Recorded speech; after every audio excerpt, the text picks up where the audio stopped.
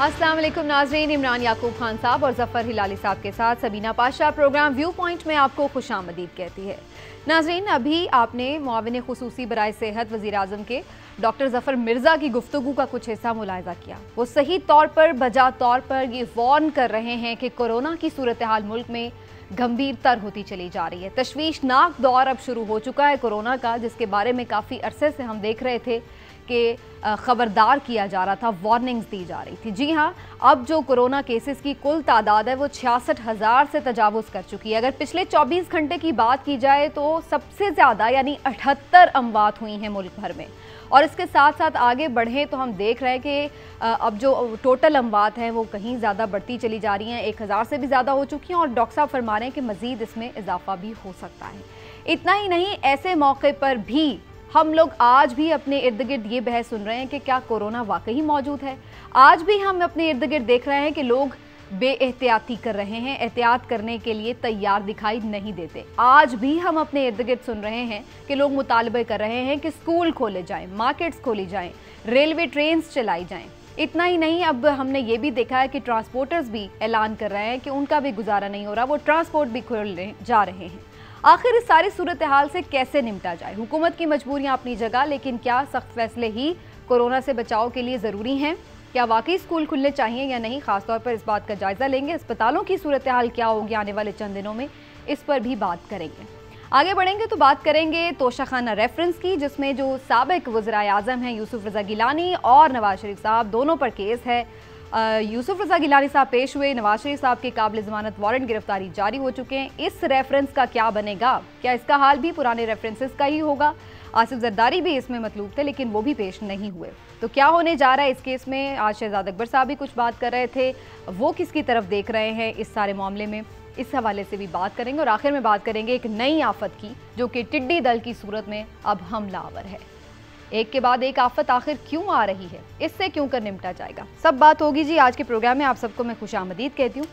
और पहले मैं आज हिलाली साहब की तरफ जाते हुए, हिलाली साहब, कोरोना की जैसे कि अभी हमने सिचुएशन बताई है सारी कि क्या इस वक्त हो रहा है मुल्क में, कितनी संगीन सूरत हाल हो रही है, और ऐसे में हम ये देख रहे हैं कि लोग मज़ीद अभी ये मुतालबे कर रहे हैं कि ये खोला जाए, वो खोला जाए, सब खोल दिया जाए, गुजारा नहीं हो रहा। सर, आपको लगता है कि जो पहले ईज डाउन किया था उसी की वजह से आज ये केसेस हमें इस तरह संगीन सूरत हाल में नजर आ रहे हैं? कमाल की बात है, इसमें कोई शक है? कमाल है। ये तो डिजास्ट्रस था ये फैसला कि ईद के पहले जो ओपनिंग अप था। और कुछ लोग कहते थे, मैंने कहा था, कितने लोगों ने कहा था, भाई ये हो क्या रहा है? आप सोचिए तो सही, 19 मई को 30,000 लगभग, और आज 19 दिन कुछ दिन बाद 68,000, 68,000। My God! और ये पूरा इंपैक्ट अभी तक आया नहीं है। ये पूरा इंपैक्ट वो ईद का डिजास्टर्स फैसले का तो मिड जून में आएगा। बहुत सारे लोग मर गए हैं। इनका जिम्मेवार कौन है भाई? कोरोना है सिर्फ? I am sorry, disastrous decision, बहुत बुरा फैसला था और इस फैसले से लोग मर गए हैं। अफसोस से कहना पड़ता है। और अभी जिम्मेदार लोग भी तो है ना, कैसे मार्केट्स एकदम बढ़ गई थी, भर गई थी, आपने ये खुद भी तो देखा। अगर खुल भी गई थी मार्केट्स तो आप एहतियात के साथ भी जा सकते थे, कम लोग जा सकते थे, लेकिन हमने देखा कि मार्केट्स में क्या सूरत हाल थी, आपने भी देखा। तो लोगों पे भी तो कुछ जिम्मेदारी है ना। क्या आप अपने लोगों को नहीं जानते हैं, पहचानते नहीं है? आपको कोई पता नहीं है उनका सेंस ऑफ डिसिप्लिन क्या है? आपको पता नहीं है कि हाई पॉपुलेशन डेंसिटी है, फैमिलीज एक एक के साथ रहते हैं, इनका कोई ख्याल ही नहीं है। कितने उनमें से हैं जो अनपढ़ हैं,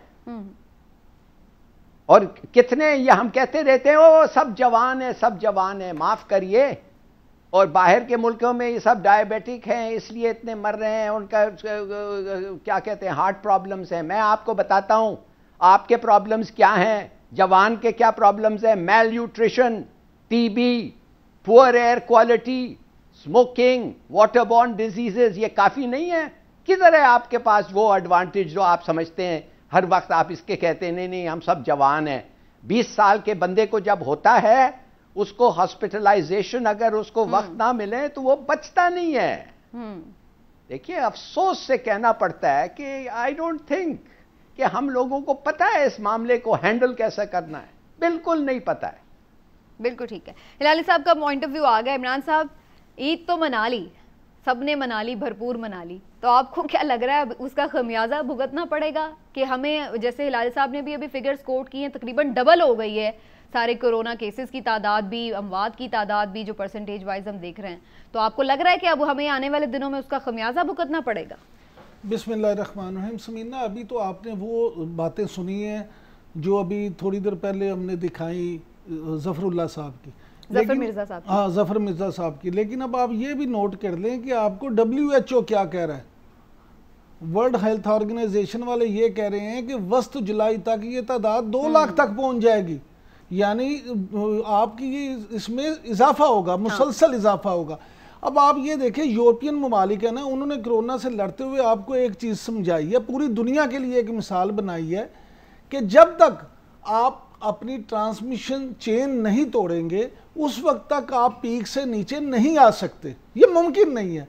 लेकिन आपने क्या किया, आपने एन उस टाइम पे जब आपको ट्रांसमिशन चेन वो आपकी टूट सकती थी, आप उसे फिर पीक पे ले आए। अब या तो आप इस काम के लिए ये करते कि कतर और कुवैत की तरह कानून साजी कर देते, आप कहते जनाब जो बंदा मास्क के बगैर बाहर आएगा उसको 1 महीना जेल होगी। अगर 2 बंदों को, मैं आपसे ये कह रहा हूँ, सिर्फ पूरे पाकिस्तान में 2 बंदों को सजा हो जाती तो आप देखते हैं कोई बंदा मास्क के बगैर ना आता।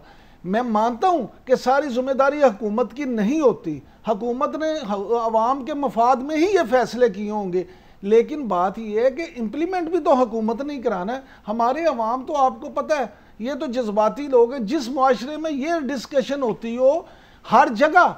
अब आप देखें 1395 यानी तकरीबन 1400 लोग कोरोना से आज तक मौत के मुंह में जा चुके हैं, मर चुके हैं, लेकिन फिर भी जब मुआशरे में ये डिस्कशन होती हो कि कौन सा कोरोना है ही नहीं, ऐसे ही है, ये वहम है, फलाना है, भाई बात ये है एक एक घर से 3-3 लोग जो हैं वो बेचारे कोरोना की वजह से मौत के मुंह में चले गए। आप और क्या चाहते हैं? आप खुदारा इस पे को होश के ना हो। लेकिन इसमें लोग ये बड़ा एक साथ में आर्ग्यूमेंट उठाते हैं कि भाई चलें यहाँ मैं मान लिया लोग नहीं हैं, इनडिसिप्लिन हैं, नहीं पढ़े लिखे हैं, नहीं अब उस तरह से एहतियात करते, जिन मुल्कों ने एहतियात कर ली वो कौन सा बच गए? वहाँ पे भी तो 2.5 लाख केसेस हो गए, 3-3 लाख केसेस हो गए, हज़ारों की तादाद में लोग मर गए। तो भाई जो डिसिप्लिन है उन्होंने क्या कर लिया डिसिप्लिन होके? अच्छा, आप पता क्या, अब ये गिलास है ना सामने, इसमें आप कह दें कि ये आधा बढ़ा हुआ है और मैं कह दूं आधा खाली है, अपने अपने देखने का तरीकाकार है। भाई वो ममालिक ऐसे थे, वहां पे इतना लीथल ये था एक्शन और इतना लीथल ये इन्फेक्शन थी कि वहां जहां आप 2 लाख की बात कर रही हैं वहां 8 लाख मर जाते, वहां 10 लाख लोग मर जाते अगर वो ये एहतियात ना करते, इस तरह से जंग ना लड़ते। उन लोगों ने तो अच्छे अपने इकदाम करके अपनी मौतें कम कर ली। अच्छा हिलाली साहब, आप इस बात से एग्री करेंगे कि ये बात सही है कि वो चूंकि डिसिप्लिन थे इसलिए वहां पे अभी भी जितना लीथल था उस हिसाब से कम नुकसान हुआ, हम यहाँ पर ज्यादा नुकसान कर बैठे हैं, हालांकि यहाँ पर हमारा इतना लीथल भी नहीं था। देखिए, आपने क्या कहा इससे पहले, आपने कहा कि उधर ज़्यादा लोग मर गए, इधर कम मर गए, लिहाजा उसका मतलब है कि इसलिए कि उन्होंने डिस्टेंसिंग और सेफ प्रैक्टिसेस किए फिर भी वो ज़्यादा मर गए।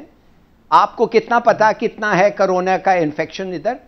आपको कैसे पता कि इन्फेक्शन उनसे कम है? आप सिर्फ डेथ पे जा रही हैं। इन्फेक्शन पे देखें 2 लाख कह रहे हैं। यू नो व्हाई WHO कह रहा है 2 लाख? वो इसलिए कह रहा है, उनको पता है, उनको पता है, उनके लोगों ने, उनके इन्फॉर्मेंट्स ने, उनके एक्सपर्ट्स ने इधर से बताया है कि ये लोग कोई डिसिप्लिन नहीं है और गवर्नमेंट जो है ये कुछ परवाह नहीं कर रही है। नहीं कि गवर्नमेंट परवाह नहीं करना चाहती है, कर नहीं सकती है, इसलिए वो कह रहे हैं। जब आप कह रहे हैं 68,000, वो कहता है 2 lakhs। भाई बात खुदा के लिए आप अपने नहीं, वो ये कह रहे हैं जुलाई तक, मिड ऑफ जुलाई तक वो कह रहे हैं कि 2 lakhs हो जाएंगे। मैं इस पर हिलाली साहब, हाँ, तो फिर आप ये आपका कैलकुलेशन था। दूसरी बात, ये यास्मीन अब्बासी बीबी ने कहा है कि ये हमारे हॉस्पिटल सब चीज ये है वो है। मैं आपको पूछना चाहता हूं, United states has 33 ICU beds पर 100,000 ऑफ पॉपुलेशन, हमारे कितने हैं? 2। देखिए ये क्या कह रही हैं, हमारे पास पैसे नहीं है फ्री ग्लव्स और मास्क देने के लिए, हमारे पास पैसे नहीं है अपना हॉस्पिटल सिस्टम को बेहतर करने का, हमारे पास इतनी कैपेसिटी नहीं है कि 10% of those who fall ill उनको हॉस्पिटलाइज करें। तो मैं आपसे ये कहना चाहता हूं कि पता नहीं क्यों रियली काश के हम एवरीथिंग वाज हंकी डोरी नहीं है भाई। और कहो सच कहो, एक दफे तो सच कहो। हिलाली साहब, लेकिन एक हिलाली साहब आप बात कर रहे थे आईसीयू की, मैं बड़ी माजरत के साथ, आप तो पता नहीं किस जन्नत में रहते हैं, आईसीयू की बात करते हैं। यहाँ 1600 अफराद के लिए एक बेड है। वो खुशकिस्मत होता है पाकिस्तान में जिसको बीमारी के बाद सरकारी हॉस्पिटल में बेड मिल जाए। यहाँ सरकारी हॉस्पिटल में एडमिशन के लिए रोज हमें बाज लोग कहते हैं कि यार आप मीडिया में किसी को कह के हमारा मरीज दाखिल करवा दें, यहाँ तो दाखिला नहीं मिलता। लेकिन जो बात यास्मीन राशिद साहिबा कह रही थी वो ये कह रही थी कि हॉस्पिटल्स में खाना खास्ता जगह कम पड़ भी जाती है तो हमारे और भी अरेंजमेंट्स हैं, और जो ओवरऑल सारे अरेंजमेंट्स के बारे में उनका क्या कहना था मैं आपको सुनवा देती हूँ। जब आपने SOPs नहीं ऑब्जर्व किए, ईद भी हमने खुला के मनाई, तो अब नंबर ऑफ केसेस का तादाद बढ़ रही है, तो नंबर ऑफ सीरियस केसेस जो हैं उनकी भी तादाद बढ़ेगी। लेकिन हम लोगों को तसल्ली देना चाहते हैं कि आप बिल्कुल परेशान ना हो, अस्पतालों में बहुत जगह स्पेस है, मजीद हमने अपनी कंटिजेंसी प्लान बना ली है।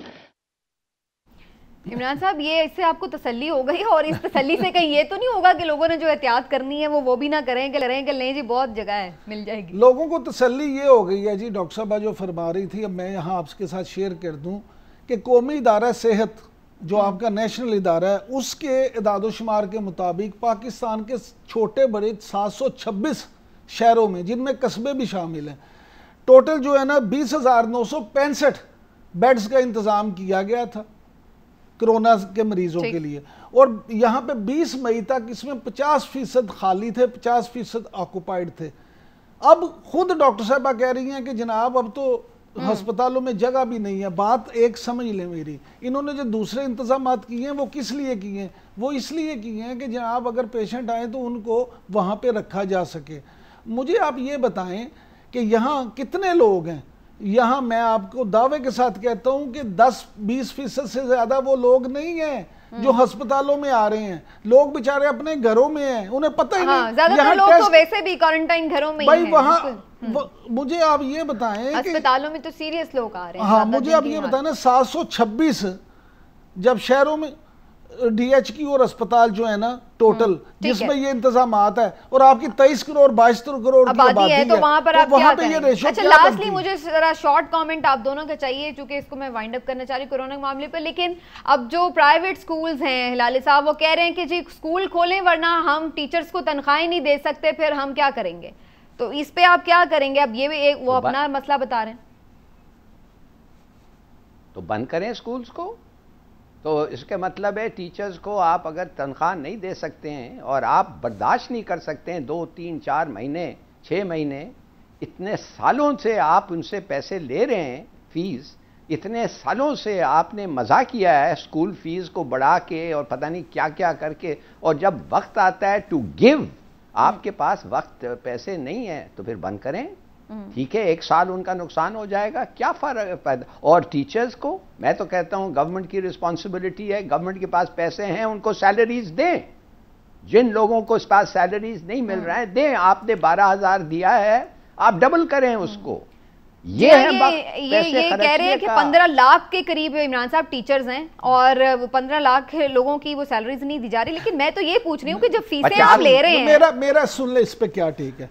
मैं कहता हूं कि जब आप 15 लाख टीचरों को सैलरी नहीं दे रहे, क्यों? आप फीसें नहीं ले रहे? आप फीसें तो ले रहे हैं, आपके खर्चे तो बचे हुए हैं, आपके ना ऑपरेशन कोई कॉस्ट है, ना आपको बिजली का कोई बिल है, ना कोई और मामला है, और फीसें आप ले रहे हैं धराधर।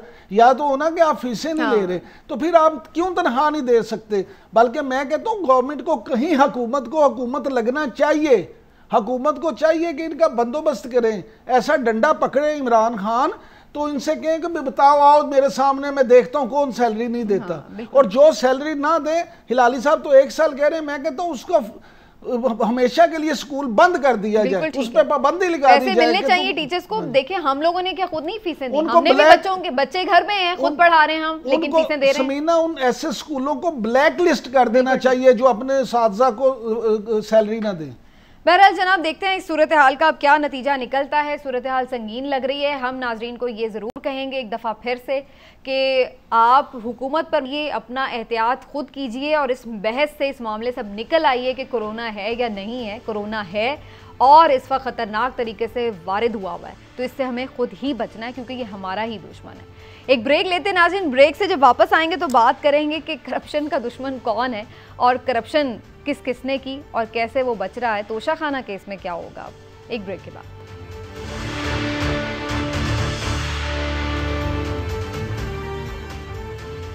वेलकम बैक नाज़रीन। तोशा खाना पाकिस्तान, रियासत पाकिस्तान का एक ट्रेजर हाउस है जिसमें मुख्तलिफ ममालिक के तोहफे, तहाइफ, यादगारी अशिया रखी जाती हैं।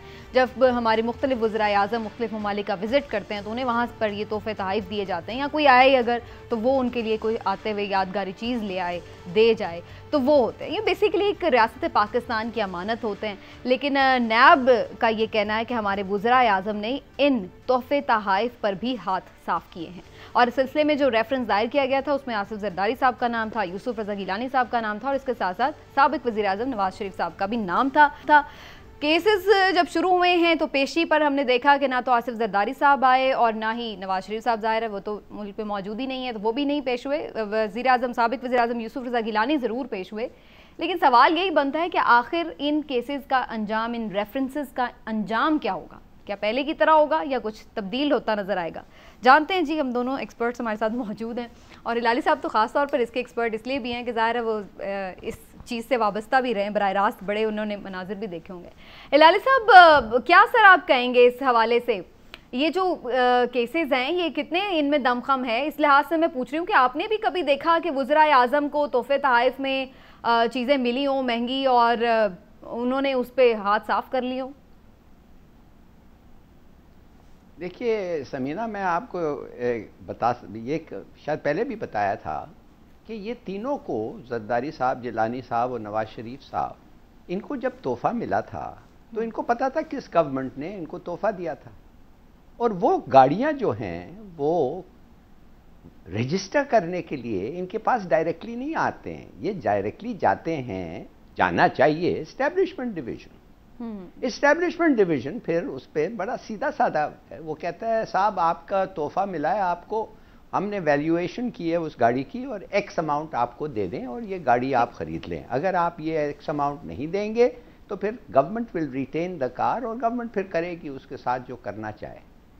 इन्होंने क्या की तो अच्छा, अब ये लोग जो करते हैं ये अपना पावर इस्तेमाल करते हैं और जो बेचारा डिप्टी सेक्रेटरी और सेक्शन ऑफिसर होता है उसको कहते हैं यार कम कीमत रखो, कम कीमत रखो।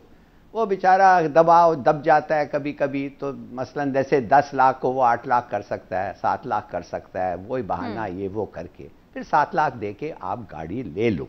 नहीं, इन्होंने क्या किया मैं जानना चाहता हूं, इनके खिलाफ जो केस है क्या ये गाड़ी उन्होंने छीन लिया? क्या उन्होंने अपने लोगों को भेज के एस्टैब्लिशमेंट डिवीजन के 2 लोगों को थप्पड़ मार के गाड़ी बैठ के प्राइम मिनिस्टर हाउस ले आए या अपने प्राइवेट जगह ले गए? अगर इस तरीके से हुआ है तो दैट्स डाउनराइट क्रिमिनल। और अगर इस तरीके से नहीं हुआ है और उन्होंने अपना पावर इस्तेमाल करके इनको कहा है कि 10 लाख का 1 लाख कर दो, नहीं तो तुम्हारा मैं चार्जशीट कर दूंगा, तो भाई दैट इज ऑल्सो क्रिमिनल। मुझे समझ नहीं आती, ये तीनों जो हैं इन्होंने इतना हाथ हर जगह मारा है, इतने पैसे इन्होंने बनाए हैं, इतने चार्जेस इनके खिलाफ हैं, फिर भी गाड़ी भी नहीं छोड़ते। ये किस किस्म के लोग हैं भाई?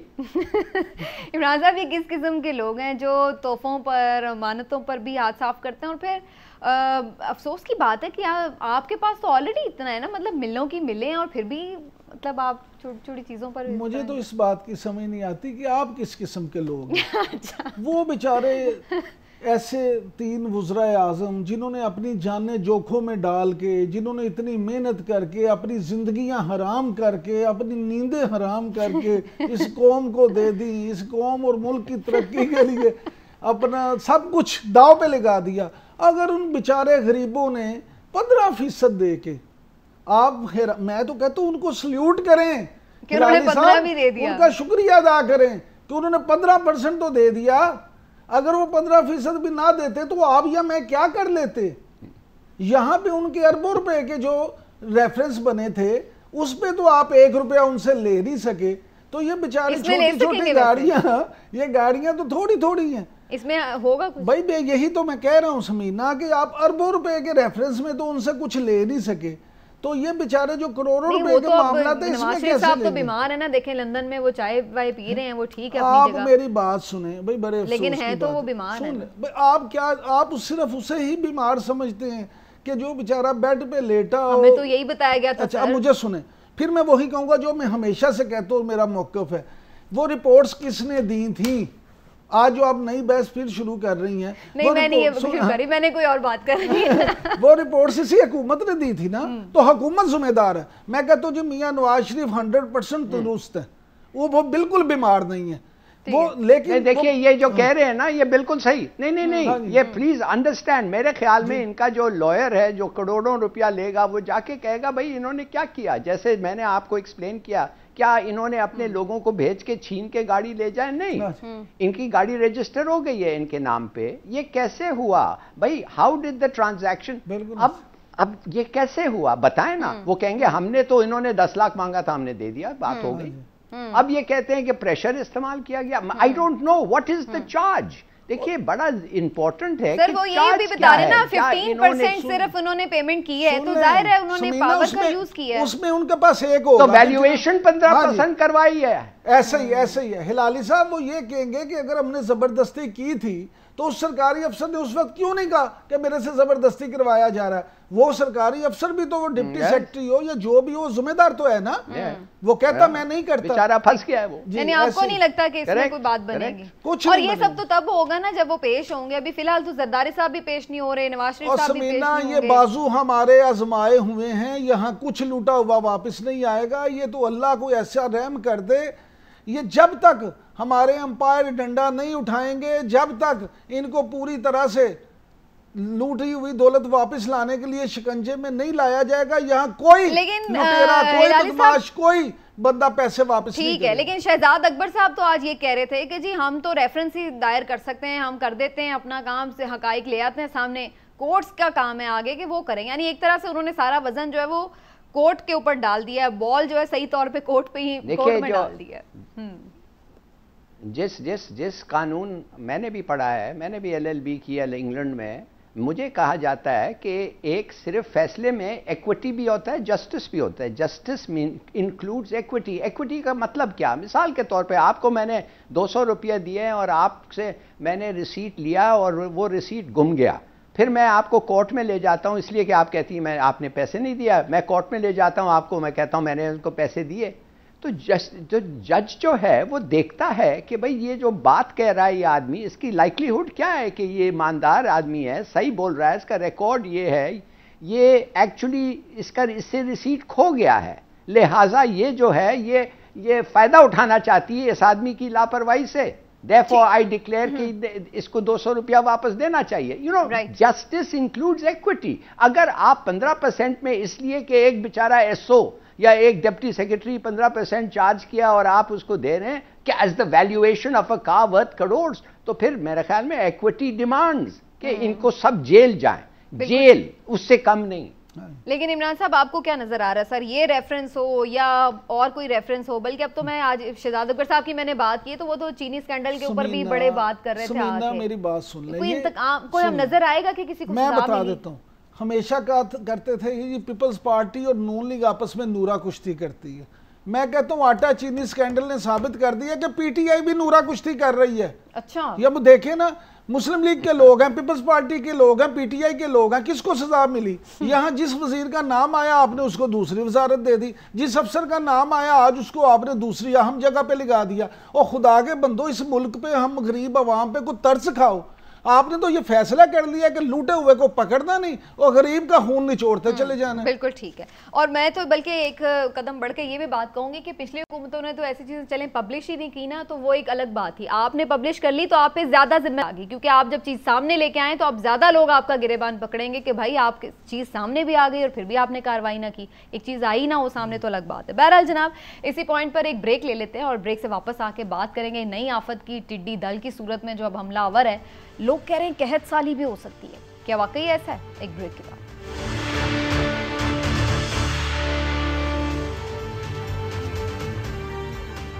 अल्लाह ही रहम करे, एक के बाद एक आफत का सामना करना पड़ रहा है। अब टिड्डी दल हमलावर हो गई है। देखने में छोटी सी टिड्डी सी है, लेकिन इस वक्त खतरनाक सूरत हाल इख्तियार कर चुकी है। इसकी वजह यह है कि कितनी ही खड़ी फसलें जो हैं एकड़ों पर मुहित इसने तबाह कर डाली हैं। किसान परेशान हैं और उनका ये कहना है कि उनके नुकसान जो हैं वो बहुत ज़्यादा हो चुके हैं। क्या उनका मौक़िफ़ है, इस हवाले से कुछ बात कर लेते हैं। हमारे साथ मौजूद हैं जी इस वक्त चेयरमैन ऑल पाकिस्तान किसान फाउंडेशन सैयद महमूदुल हक बुखारी साहब। अस्सलाम वालेकुम बुखारी साहब, थैंक यू आपके वक्त का। सबसे पहले आपसे यही जानना चाह रहे हैं, कुछ आप लोगों ने सर अंदाज़ा लगाया है कि कितना ओवरऑल नुकसान हो गया इस टिड्डी दल की वजह से? ये तो हजारों एकड़ हैं।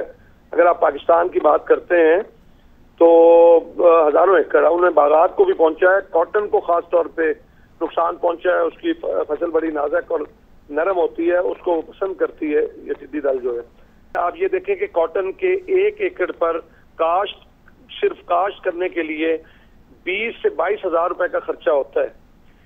अब आप अंदाजा करें कि जिस किसान की 1 एकड़ या 2 एकड़, जो बेचारा गरीब किसान है, उसकी वो फसल उजड़ गई, उसकी तो पूरी कायनात उजड़ गई। हुकूमत इसको संजीदा ले, वरना सबीना मैं यकीन से कहता हूं कि ये अल्लाह ना करे ये कहत साली का सबब भी बन सकती है। अल्लाह ना करे। लेकिन बुखारी साहब, आपने भी गवर्नमेंट का जिक्र किया कि संजीदा ले हुकूमत। हम देख रहे हैं कि हुकूमत की तरफ से कुछ हलचल तो हुई है, कुछ इकदाम भी किए जा रहे हैं। क्या इकदाम अभी तक किए गए हैं और आप क्या सजेस्ट करते हैं, क्या मजीद आप लोग चाह रहे हैं कि किया जाए फौरी? अब ये बलूचिस्तान में इसने अंडे दिए हैं, वहीं ये सरवाइव कर रही है, वहाँ अब दोबारा खतरा है कि इससे बड़े उसमें ये आएगी और दोबारा फिर उसकी पेशबंदी करनी चाहिए। जो अब हो गया नुकसान, उसकी कंपनसेशन होनी चाहिए किसानों को। तो अब ये तैयारी इसी तरह है कि इसमें जेक्टो मशीन है, ट्रैक्टर्स हैं, वो फ्राहम करने चाहिए। अच्छा, इसमें एक और चीज हमने कही है, ये अकेली हुकूमत की बस की बात नहीं है। किसान हम तो हैं ही हैं, हम तो स्टेक होल्डर हैं। उनमें वो तबका जो किसानों से कमाता है, आप फर्टिलाइजर देख लें, आप पेस्टिसाइड वाले देख लें, आप जो टेक्सटाइल वाले देख लें।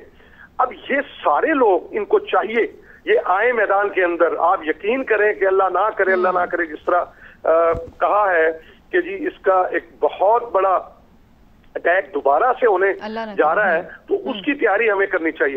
बिल्कुल ठीक है, बहुत शुक्रिया आपका सैयद महमूदुल हक बुखारी साहब। इमरान साहब, ये एक के बाद एक आफत क्यों आ रही है? क्या मसला है कि हम लोगों की जान नहीं छूट रही, और ये कितना संगीन है ये जो टिड्डी दल का मामला? पहली बात तो ये है कि हमें अल्लाह से तौबा करनी चाहिए, अपने गुनाहों पे माफ़ी मांगनी चाहिए कि अल्लाह माफ़ कर दे, इन आफतों से हमारी जान छूट जाए। दूसरी बात आ जाते हैं कि ये इसका थोड़ा सा आपको अंदाज़ा हो जाए, 1 स्क्वायर मीटर में ये टिड्डियाँ 1000 अंडे दे देती हैं। 1000 अंडे। और ये जो दरमियाने दर्जे का होल होता है ना, आपको हैरत होगी कि ये योमिया एक दिन में 35,000 बंदे की खुराक जो है ना ये खा लेता है। 35,000 बंदे की एक दिन में ये खुराक खा लेता है, गोल जो दरमियाने दर्जे का, बहुत बड़ा नहीं। इस तरह ये जो है ना गोल टिड्डियों का, ये अगर आप देखें तो योमिया 150 किलोमीटर सफ़र भी करता है। हमारे यहाँ ये जो सहराई टिड्डी है, ये फसलों के लिए इंतहाई ख़तरनाक है। अब अक़वाम मुत्तहिदा का जो इदारा है ना बराए खुराक और ज़राअत, उनकी रिपोर्ट के मुताबिक पाकिस्तान में जो इस वक्त टिड्डी है, इससे पाकिस्तान में फसलों को 25% नुकसान का अंदेशा है। अगर ये नुकसान बढ़े ना 25% भी रहे, तो आपको पता है कि इससे 650 अरब से जायद इसकी कॉस्ट बनती है। पाकिस्तान का नुकसान उन्होंने कहा, ये अक़वाम मुत्तहिदा का इदारा कह रहा है, मैं नहीं कह रहा, कि 650 अरब रुपए से जायद का नुकसान होगा फसलों को। तो ये अचानक तो नहीं हमलावर हो गई ना, जाहिर है कुछ इसका पता तो चला होगा कि भाई ये गौल आ रहा है, तो इसके लिए क्यों नहीं कोई पेश बंदी की? क्या ये अब आज कोरोना में ध्यान लगा रहा है सारा, वहां भी क्या कर दिया, वहां कौन से कारनामे अंजाम चले, वो तो एक अलग सवाल रहा, लेकिन बात ये कि फखर इमाम साहब जो वजीर है फूड सिक्योरिटी के, वो आज फरमा रहे थे कि जनाब ये 1990 में भी आई थी लेकिन उस वक्त आके चली गई है, अब ये स्टे कर गई, अब ये स्टे कर गई है। और उसमें ये है कि इसने अंडे दे दिए।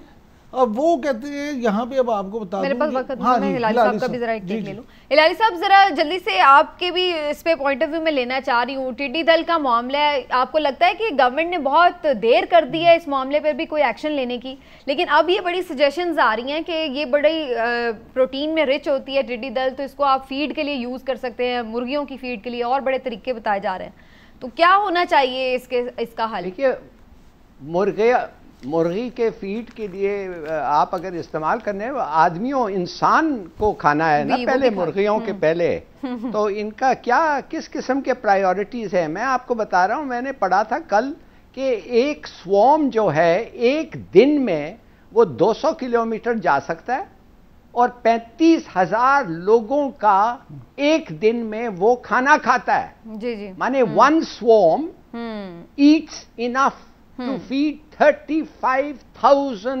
people।